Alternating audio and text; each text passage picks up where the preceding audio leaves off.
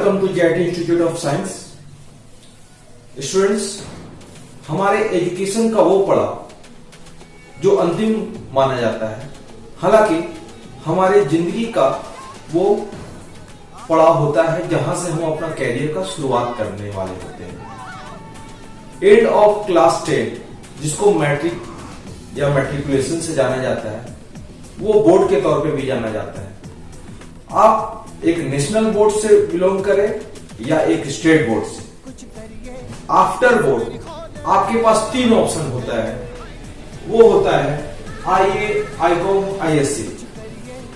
हमारे जो भी स्टूडेंट्स जो भी क्लास 10 पास करने वाले हैं, उन्होंने पूछा कि सर आफ्टर बोर्ड में क्या लूं, तो आपके पास 3 ऑप्शन आता है, जिसमें intermediate of arts, intermediate of commerce और इंटरमीडिएट ऑफ साइंस। ये 3 महत्वपूर्ण ऑप्शंस आते हैं आपके जिंदगी का वो टर्म, वो हिस्सा जब आपको इनमें से किसी एक को सेलेक्ट करना होता है।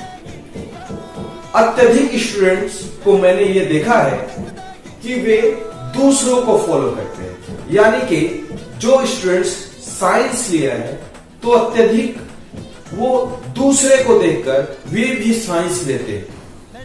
मैं आज इस वीडियो के माध्यम से आप उन सारे स्टूडेंट्स को ये बताना चाहता हूं कि हम जिंदगी के इस मुकाम पे रहते हैं जहां पे हमें अपने टैलेंट के अकॉर्डिंग सिलेक्शन करना बहुत जरूरी होता है, और ये सिलेक्शन हमें हमारे जिंदगी में आने वाले समय को में होने वाले बदलाव को बताता है। यानी कहने का मतलब है कि अगर आप एक गलत चुनाव या एक गलत सिलेक्शन कर लेते हो, इससे आने वाले समय में इसका प्रभाव पड़ता है। कहने का मतलब कि अगर आप बोर्ड में होते हो तो बोर्ड के अंदर में जब आप एजुकेशन गेट करते हो तो आपको 5-6 सब्जेक्ट को लेकर गुजरना होता है। इसी दौरान आप अपने आप को आंकते हो कि आप किस सब्जेक्ट में अच्छे हो। कुछ स्टूडेंट्स आर्ट्स में अच्छे होते हैं, यानी उनका हिस्ट्री, सिविक्स, ज्योग्राफी अच्छा होता है। वैसे स्टूडेंट्स जिनका हिस्ट्री, सिविक्स, ज्योग्राफी अच्छा होता है, उनके लिए आईए यानी इंटरमीडिएट ऑफ आर्ट्स को प्रीफर करना सबसे अच्छा होगा। जबकि जो स्टूडेंट्स जिनका मैथ और साइंस में अच्छी पकड़ होती है, उन्हें इंटरमीडिएट ऑफ साइंस का पकड़ बनाने में काफी अच्छा होगा और वो इसमें अपना कैरियर को आगे बढ़ा सकते हैं। कॉमर्स, इंटरमीडिएट ऑफ कॉमर्स, हालांकि स्टेट बोर्ड में कॉमर्स वाले स्टूडेंट्स बहुत बीच में अपने आप को गेट करते हैं, लेकिन मैं बता दूं कि अगर आपका अकाउंटेंसी में जबरदस्त कमांड है, यानी आप शुरू से जोड़ घटाव में आपका जबरदस्त कमांड है, तो आप इंटरमीडिएट ऑफ कॉमर्स को चूज कर सकते हो, आप प्रिफर कर सकते हो। आपका अकाउंटेंसी में अच्छी पकड़ है, यानी आपका जोड़ घटाव, आपका कैलकुलेशन जबरदस्त है, तो आप आईकॉम यानी इंटरमीडिएट ऑफ कॉमर्स को प्रिफर कर सकते हो, चूज कर सकते हो। हम अधिकतर दूसरे को फॉलो करते हैं, यानी अगर दूसरे का बच्चा, अधिकतर मैंने पेरेंट्स को ऑब्जर्व किया कि उसका बच्चा साइंस ले रहा है, तो हम अपने बच्चे को भी साइंस लेने के लिए उत्तेजित करते हैं, उन्हें जबरदस्ती उनके ऊपर थोपने का प्रयास करते हैं, जो कि सरासर गलत है। हम इंसान के जितने भी अलग अलग टैलेंट के साथ आते हैं, उनका अलग अलग प्रतिभा होती है।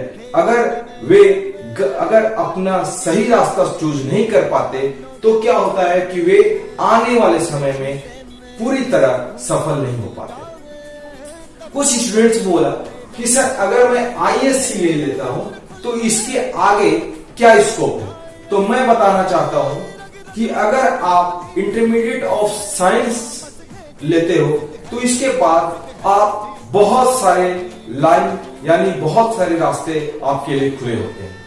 इंटरमीडिएट ऑफ साइंस के बच्चे अगर आगे अपना करियर बनाना चाहते हैं तो सबसे महत्वपूर्ण चीज है कि कोई ऐसा द्वार नहीं जो इनके लिए खुला नहीं होता है।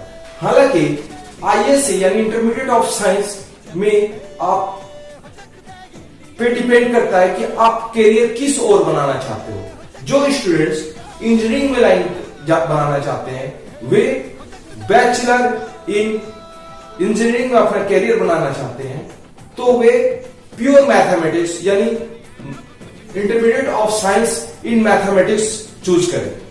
अगर जो बच्चे एमबीबीएस में अपना करियर बनाना चाहते हैं, अपना मेडिकल लाइन में करियर बनाना चाहते हो, वो स्टूडेंट्स आप बायो साइंस लेकर अपना करियर को आगे बढ़ा सकते हो। इंजीनियरिंग का लाइन बहुत सही होता है। इसके बाद भी अगर जो स्टूडेंट्स एनडीए करना चाहते हैं यानी नेशनल डिफेंस एकेडमी यानी डिफेंस में अपना सेवा देना चाहते हैं, अपने देश के लिए सेवा कर देना चाहते हैं, तो उनके लिए सबसे उम्दा अवसर होता है जब वो आईएससी पास आउट होने के बाद वो अपने को एनडीए में के लिए ले जा सकते हैं, जहां पे वो उच्च स्तरीय एग्जाम को पास करके एक अच्छे डिफेंस पोस्ट में अपने आप को देख सकते हैं। इसके अलावा भी आपके पास बहुत सारा मुकाम होता है, जैसे कि इंटरमीडिएट ऑफ साइंस का स्टूडेंट्स अगर आप एनडीए लेवल तक नहीं भी पहुंच पाते हैं तो उसके नीचे बहुत सारी चीजें ऐसी होती हैं जिसमें आप अपनी पकड़ बना सकते हैं। जैसे कि अगर आप चाहते हैं कि अगर आपका करियर आप नेवी, एयरफोर्स या आर्मी में बनाना चाहते हो एक टेक्निकल पोस्ट के तौर पे, तो उसमें भी आप अपना मुकाम हासिल कर सकते हो। इसके अलावा आईएससी करने के बाद अगर आप आईआईटी क्रैक नहीं कर पाते हो, जिनको लगता है कि मैं आईआईटी क्रैक नहीं कर पा रहा हूं, फिर भी वो अपना इंजीनियरिंग लाइन में अपना रुख बढ़ाना चाहते हैं, तो उनके पास सबसे महत्वपूर्ण अवसर होता है जब वो बीई कर सकते हैं। बीई यानी बैचलर इन इंजीनियरिंग कर सकते हो। बैचलर ऑफ इंजीनियरिंग एक ऐसा वे होता है जिसमें आप एग्जाम क्वालिफाई करके आप एक अच्छे कॉलेज को चूज कर सकते हो। ऑल ओवर इंडिया में बीई के लिए अलग अलग कॉलेजेस द्वारा सीईटी का एग्जाम प्रोवाइड किया जाता है। सीईटी एग्जाम क्या होता है उसके बारे में आप थोड़ा जानो। सीईटी यानी common entrance test, common entrance test, ये एक एलिजिबिलिटी क्राइटेरिया होता है जिसको क्वालिफाई करके आप किसी भी इंजीनियरिंग कॉलेज में अपना सीट पक्का कर सकते हो। इसके लिए आपको, जैसे कि मैं एक एग्जांपल तौर पे महाराष्ट्र का सीईटी एग्जाम को बताता हूं, जिसको आप क्वालिफाई करके आप ऑल ओवर महाराष्ट्र में किसी भी अच्छे कॉलेज में अपना दाखिला करा सकते हो। लेकिन मैं बतौर झारखंड का बात करूं तो मैं एक चीज कहना जरूर चाहूंगा कि अगर आप अपना करियर झारखंड में ही रख के बीई करना चाहते हो तो यहां भी बहुत सारे ऐसे कॉलेजेस हैं जो बीई प्रोवाइड करते हैं। बस हफ्ते आपको ध्यान देने वाली बात यह होती है कि आप वही कॉलेज चूज करो जो पूरी तरह 100% प्लेसमेंट दे। यानी आपका जो भी कॉलेज हो वो पूरी तरह जॉब ओरिएंटेड हो। क्यों ना एक छोटा सा रूम में आप अपने आप को बी के इंजीनियरिंग के तौर पे एजुकेशन गेट करो, लेकिन वहां का आप बैकग्राउंड पता कर लेना उस कॉलेज का कि क्या वहां पे 100% प्लेसमेंट होता है कि नहीं।